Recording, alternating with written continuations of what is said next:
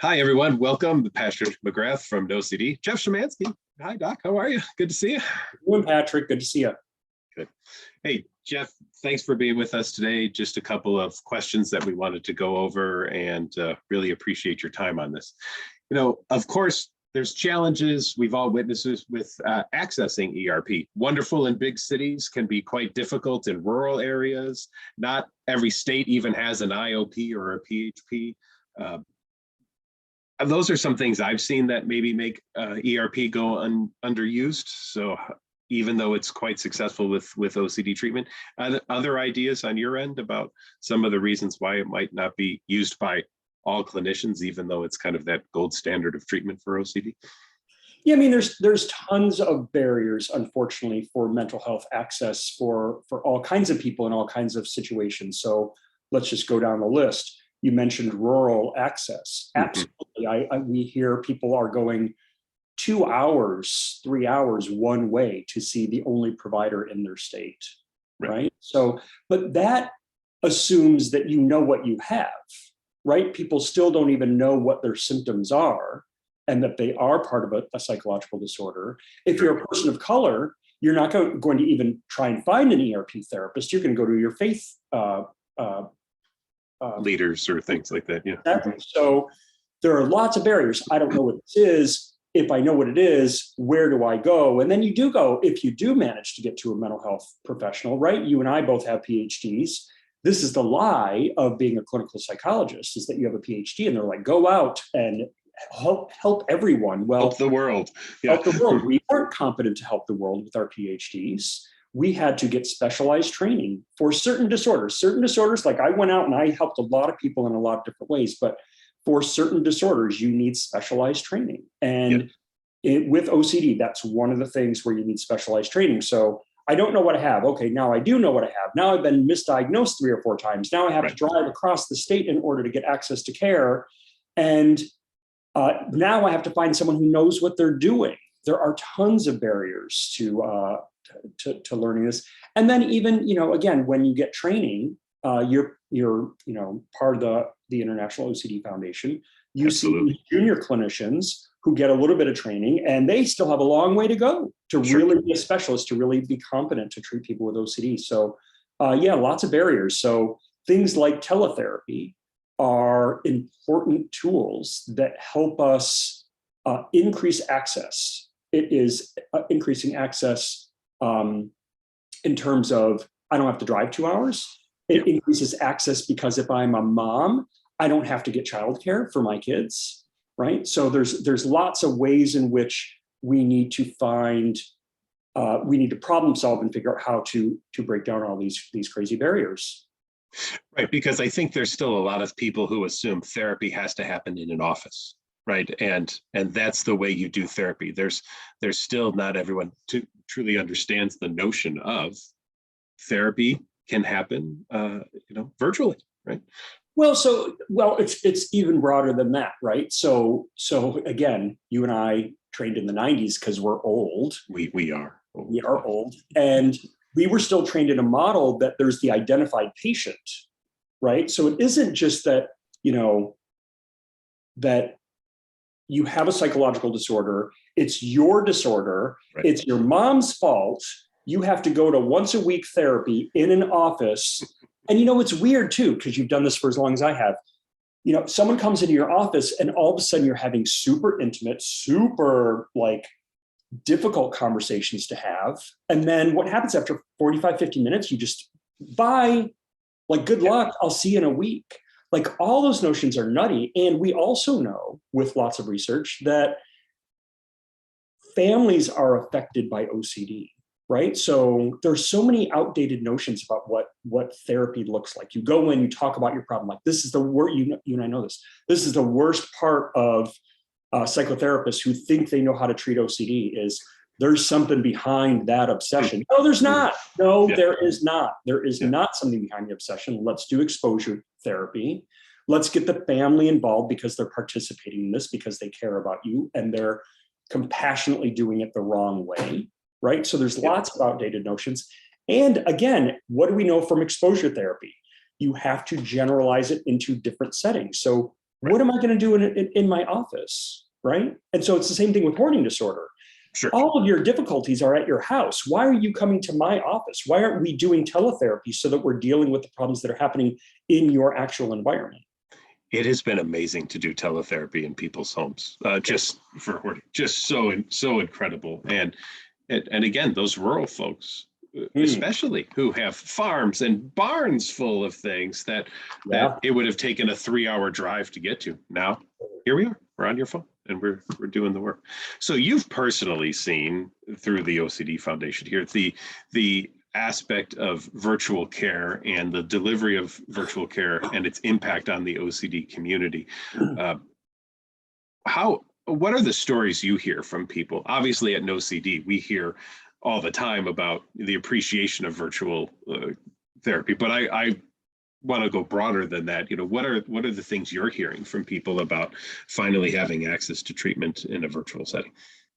Yeah, again, so first it addresses the barriers we talked about. Yep. Right? Mm-hmm. So again, I don't have to get childcare. I don't have to drive 2 or 3 hours or even a half an hour, right? I mean, it's a pain in the butt. You're going to drive a half an hour. You have to find parking. You have to go and you have to wait in the waiting room. You have your 45, 50-minute session. All they do is kind of ramp you up and then a half an hour to go home, right? So if I can do all this from my living room, and by the way, my triggers are in my living room. Right. So there's so much about not just addressing the barriers and increasing accessibility. I do think, again, going back to generalizability of this treatment, that if we can do treatment. So again, if you're a good ERP therapist, you're not spending a lot of time in your office with OCD patients. Right. You're out in the community. How many cars have you been in with people that have hit and run OCD, right? So more than I can count, yes. Exactly. So you're out and about anyway. So I think before COVID happened, I've been saying this for years. I felt like not for everyone, but for a big chunk of folks, I actually think virtual therapy is more effective because you're getting the treatment in the context of where you're getting triggered, which is your house. Or again, get your phone. Let's have a conversation. I don't now have to drive a half an hour to meet you at a mall to go do community-based exposures. I can be more efficient with my time. I don't have to charge you for my transportation and my time. This is super efficient. And so you can do these community-based exposures. You can do these exposures, again, where they're happening in naturalistic environments, and it's efficient. And again, I just think it's more effective. So I think people are saying, increased accessibility and it's more helpful. But I also always like to share this study that was just mind-blowing to me, again, going back to accessibility issues, is they looked at folks who English was their second language, Spanish was their first language. And they went into treatment and they compared that group to a group of folks who were able to actually find a Spanish-speaking therapist.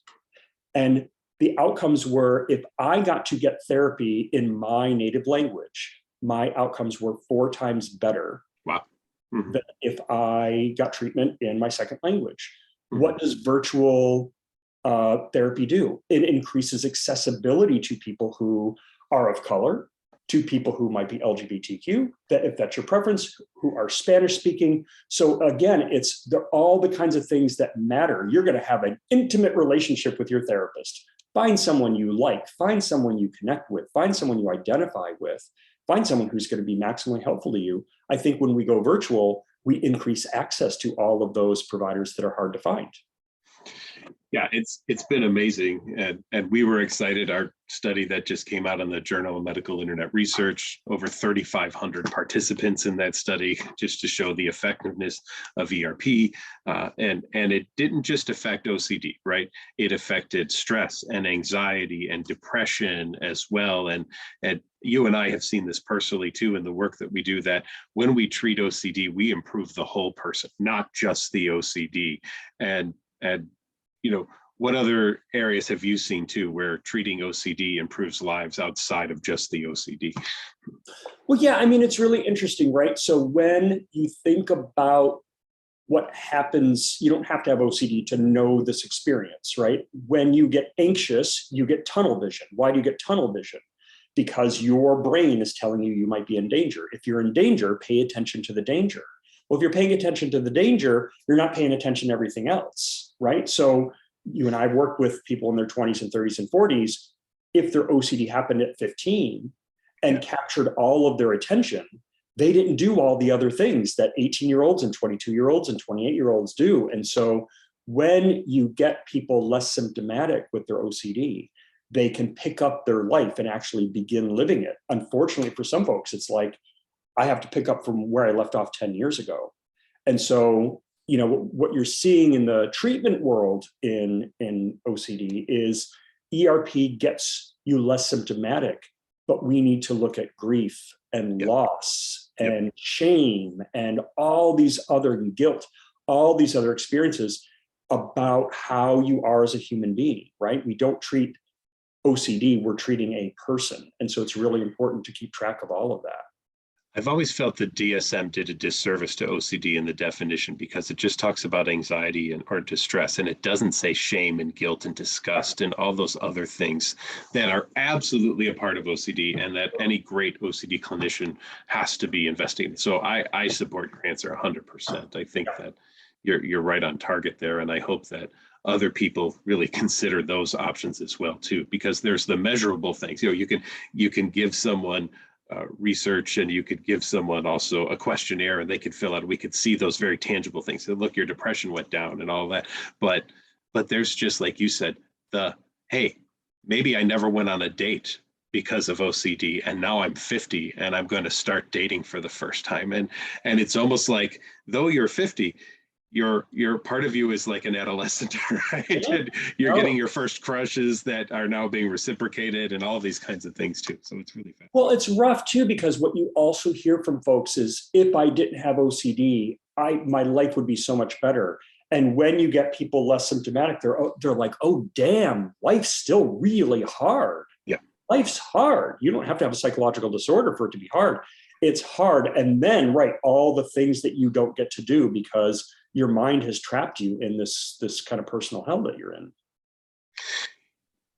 The hell that stays too, and I'd love your opinion on this, because we see this at NoCD when people will call in and they'll say, either I don't know if I want to do therapy because I'm afraid you might tell me I don't have OCD, right? Mm-hmm. Or maybe I've watched some videos and things, and I don't think I'm symptomatic enough to do therapy, or the opposite, I'm too symptomatic to do therapy and I'm just stuck. And we always are trying to work on that motivation piece. But what have you seen that's been really helpful to move people past some of those kinds of very stuck thought processes that they may have? Yeah, it's funny. I'm not in therapy. I probably need to be in therapy, but here's why I'm not in therapy. I don't want someone weighing in on my life. If I'm going to pay you, then you're going to weigh in on my life, and I'm going to have to listen to you, right? Yeah. There's a prideful part in a lot of us that is like, I got it. I'm going to figure it out. If you were at a point where you're like, I don't got it figured out, I can't figure this out on my own, you don't have to have a good reason. Go to therapy, have someone weigh in, and you don't have to listen to them though. But if you're going to put in the time and effort, go, do you have a solution I haven't thought of? Do you know something I don't know?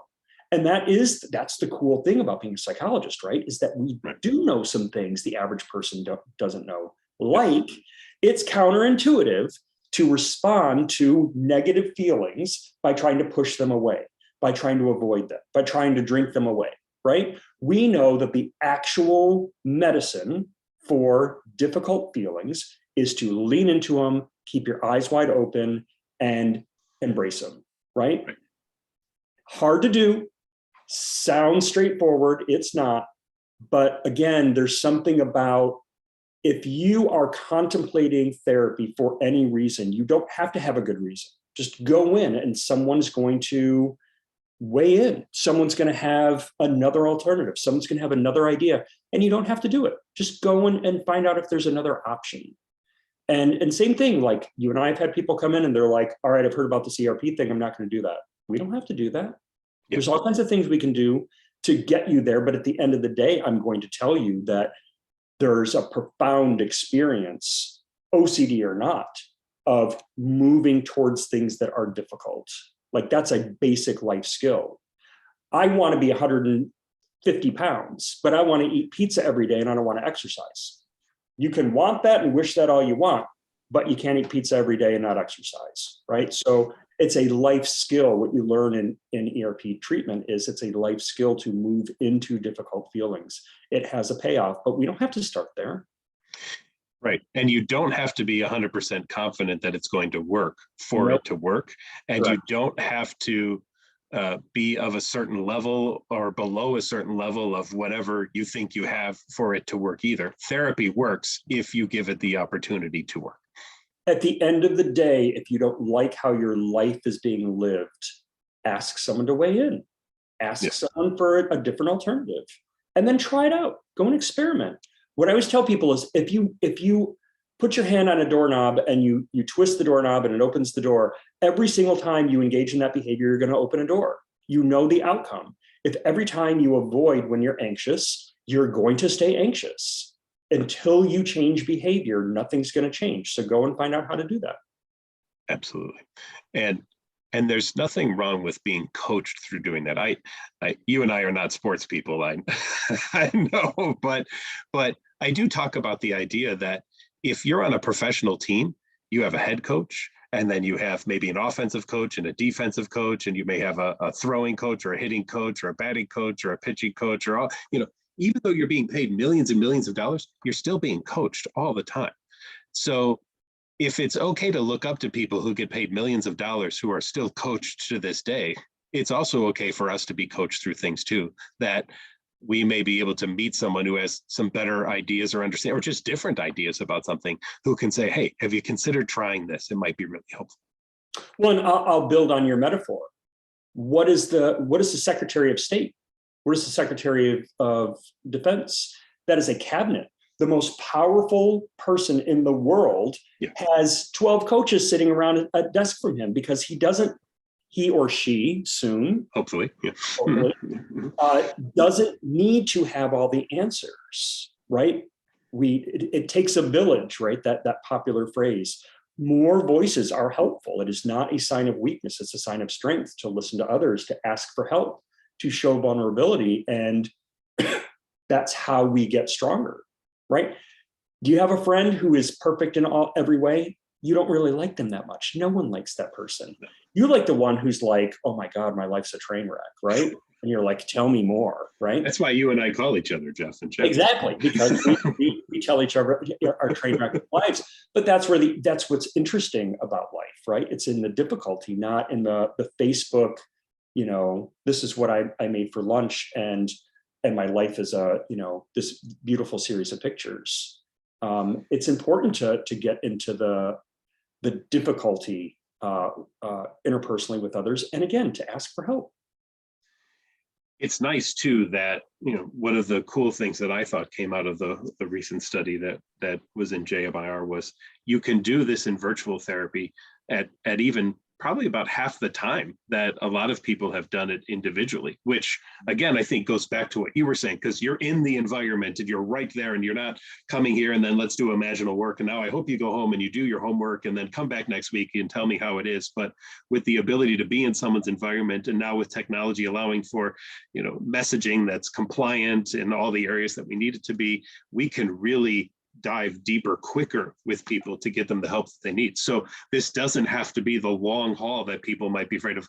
Am I ready to invest, years of my life into this? It might not have to be that long at all. No, I think that's true. And there's a weird paradox also, again, just talking about kind of old myths of what psychotherapy is supposed to look like. You're supposed to go in and you're supposed to tell all of your secrets and you're supposed to develop this very important relationship with this person. And yes and no, right? And so I think sometimes ERP therapists don't spend enough time developing a relationship. They're just like, let's get you better. Yeah. And also it's a little bit of I don't need to be close and intimate with my therapist. I just need them to help me, right? I need to be connected with them enough in order to do that. So I agree with you. You go in, you're like, look, I'm in distress. This is hard. And do you got a solution? And you're like, I got a solution. And then, get to work. And I totally can see people getting better more quickly because we can be super efficient with solving the problem that is most prominent right now. ERP still remains that, top level choice for treatment. And you and I both know that all it takes though is one person online to say something, either that it doesn't work or I've got a better cure, and it causes the OCD to go, wait a minute, maybe that person's right and not the other 1,000 people who told me all of these other things. So we have obviously a lot to still combat, and we have friends and colleagues who have been shamed on camera recently, because they were posting about ERP. What kind of message do you want to put out there in the social media world to the OCD community to help them have confidence and trust in the use of ERP, and also in the use of a virtual type of treatment for themselves too, since it goes above and beyond what most people are used to for the therapy experience? Yeah, I think, again, we're going to go back to, we were trained in the 90s, and we were trained in a kind of a broad umbrella called cognitive behavior therapy. And when you're trained in that model, you're kind of trained as a physician. And what I mean by that is that you're trained to be the expert. And so when a patient comes to you as a physician, they tell you their symptoms and you say, I have the answer and I'm going to fix you. And that's kind of how we were trained as CBT therapists. And that holds over into exposure response prevention therapy. So I find junior people trained in ERP that don't understand a whole psychotherapy model are just like, I got it. I know how to fix you. You're just going to do exposure. If you don't, you're treatment refractory or you're treatment resistant, which is bullshit, right? So there are lots of ways to get people to do exposure therapy. Acceptance and commitment therapy is super important. We're starting to hear more about metacognitive therapies are super important. And it's really about broadening a psychotherapy model around exposure therapy. But at the end of the day, I am a believer in the science of learning theory. And learning theory is that I can't eat a sandwich and have a direct conversation with my stomach about stop digesting right now. It's inconvenient, you're gurgling, it's embarrassing me. I don't have direct access to my stomach verbally, right? There are parts of our brain that we don't have direct access to verbally. We only can access them through doing. And so, but there are lots of ways of getting people there. So you and I are hearing this conversation of either or. It's either ERP or it's something else, or it's cellular juice, right? And I think I think the bottom line for any psychological disorder where an emotion, a negative emotion, is the core of what's going on, the only way to talk to that emotion is through changing your behavior. But it doesn't mean that's where you need to start. And so talking is an exposure for folks. I was working with an outpatient for a couple of years, and we never even got to exposure therapy because him just talking to me was an exposure, because everything he thought he had to avoid. Right. So don't underestimate, like sometimes just, again, disclosing can be an exposure, but I'm a firm believer in the only way for enduring significant change is by changing your behavior. So you have to get there at some point, but you don't have to start there. And I think that's a misstep by junior people who are like, I can help you. And they're like, and the only thing that can help you is the gold standard of ERP. I just don't believe that. But I think for significant change, you absolutely have to get it to exposure therapy at some point. Yeah, for sure. I always say I can't talk you out of OCD, but I can behave you out of OCD. There you go. And that's right. really my goal.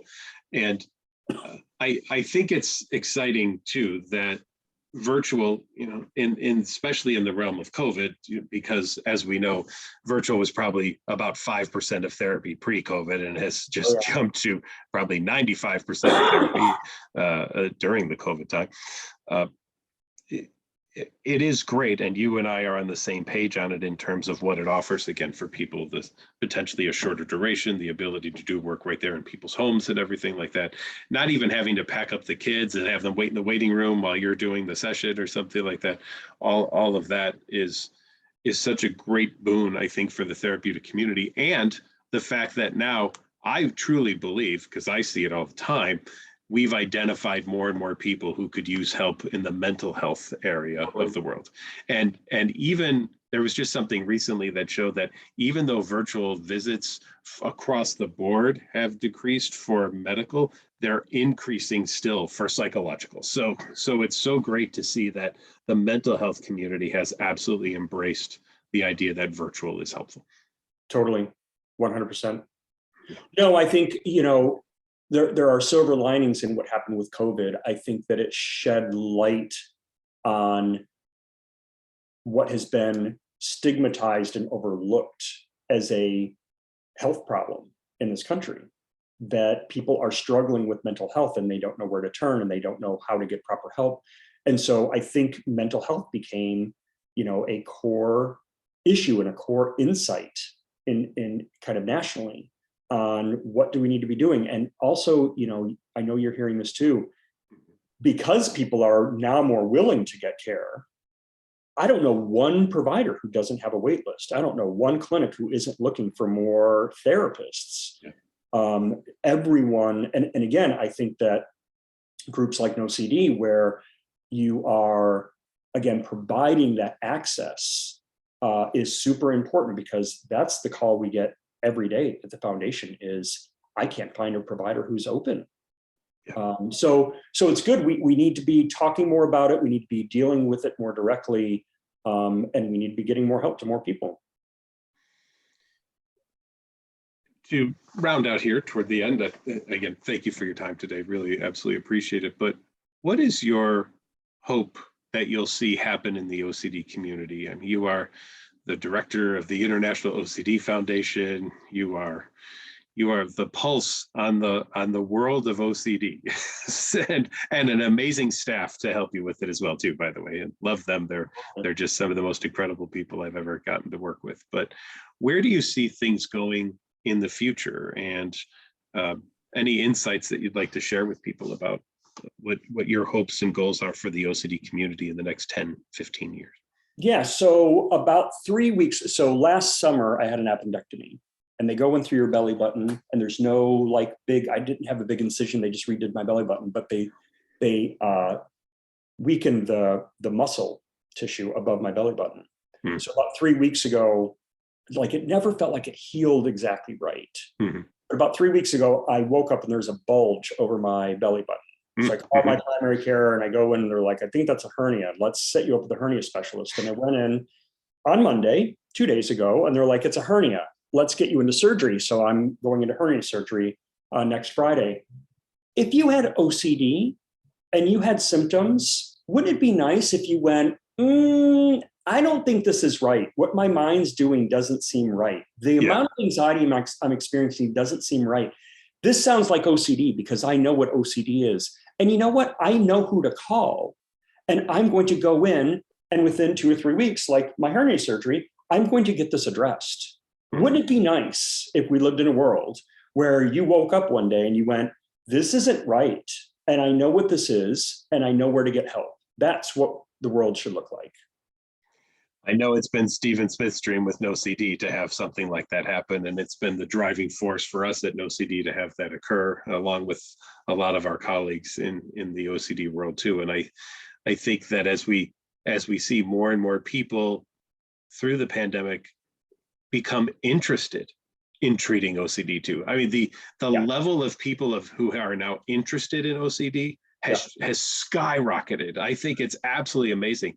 And I have to say, personally, I'm so excited for the conference to meet new people coming into the field who have really seen the impact of OCD on people's lives due to how we learned about its effects more through the pandemic, because, and sadly because, and you and I both rally on this, people who at first during the pandemic were saying horrible things like, well, maybe we should all have a little OCD, or oh look, I wash my hands a lot when I come inside, I'm so OCD. And how now we're working to change that message that OCD is not a joke, right? OCD is not something anybody wants at all. And you could go on for days on that, but I'd love to hear your opinion too on just how you've seen maybe the message about OCD shift from it's something we all have a little bit of to where we're at today. I mean, I get it at the same time, right? When I do media interviews, I always start with the reporter and I'm like, look, here's the problem with OCD. Yeah. Obsession. I use obsession all the time. I'm obsessed with the color blue, right? It's in our lay language, in our everyday language, we use the word obsession and obsessive in a very particular way. Yeah. It's just, it has nothing to do with what we mean by obsession in OCD. Right. When I'm compulsive about my closet, I'm compulsive about my desk, I'm compulsively neat, right? Perfectly fine. That isn't a problem. So the problem is that we aren't educating people, that we psychologists, psychiatrists stole these words out of our day-to-day language, redefined them over here, and then we wonder why people are confused. Well, you're a little OCD because you're obsessive. You're a little OCD because you're compulsive. Well, now you're not a little OCD because you know what? The D matters. What does the D stand for? A psychological disorder. It means that you can't take care of your kids. You can't take care of yourself. You're anxious and miserable all the time. You can't get to work. You can't finish your school assignment. Disorder matters. So when you say I'm a little OCD, what you're doing is you're dismissing a psychological disorder that other people are experiencing. But I'm not going to blame you. I just want to educate you. Exactly. Right. So just say you're obsessive, just say you're compulsive. It's cool. Like Sephora has an obsessive compulsive perfume line. I'm like, that's cool. Just don't put D on it. Don't diminish the experience that people have that is pretty awful. It is a psychiatric condition. It is, you lose parts of your life. I'm not dated until I'm 50. That's a disorder, right? So don't say you're a little OCD. Say you're obsessive. Say you're compulsive. That's cool. Yeah. Did that answer your question? I think I rambled. No, that was great. That was great. I'll just say this on a personal level. Obviously, our friendship has meant so much. So thank you, Jeff. And it's been wonderful over time to really get to know you. And go Huskies, as we like to say, since both of us were NIU grads. But also just, thank you for the continued advocacy and work that the foundation's doing. It has been an honor to partner with you through NoCD and the work that we're doing, and to help put out more work. I'm going to say that again. It's been an honor to work with you at the foundation and for us at NoCD to help add to the literature, right? To be able to make sure that we're publishing and we're showing the continued aspect of not only does ERP work, but virtual ERP works too, so that we can get to more people, so that fewer and fewer people have to suffer with OCD because they don't have a therapist in town who specializes, or they don't think that their symptoms are warranted of therapy, or they're too big of a symptom to even be helped or anything. So we appreciate everything that you're doing and hope that our work has helped for people to recognize what OCD is and how it can be treated. Well, look, so both of us were direct care providers for many, many years because we're old. Why are we not doing direct care full time anymore? It's for a reason, because the OCD community has gotten screwed over. And so both of us moved into these positions because we wanted to fix this problem in a macro way, not a micro way. I don't want to work with 5 or 10 or 15 patients. I want to help 3,000. Yes. 300,000, 3 million patients. That's why we do what we do. That's why Stephen started NoCD. People weren't getting access to the care that they deserve. If I have a hernia, I should be able to go to a hernia specialist. I shouldn't have to dig around. I shouldn't have to go through 6 misdiagnoses.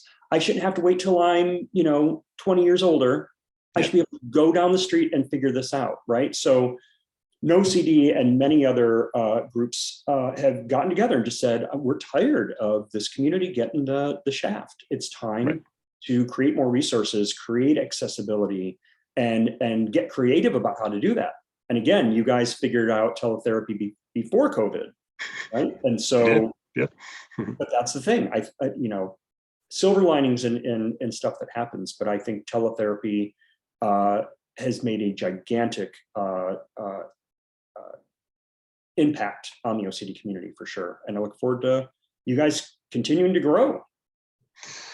Well, we look forward to seeing you in Denver. Jeff, thank you so much for your time. I really appreciate it. Once again, everyone, Dr. Jeff Szymanski and the International OCD Foundation, the great work that you're doing, we really appreciate it very much. Thank you to you and all of your staff for all the work you do. Thank you, Patrick. Always good to talk with you. You too.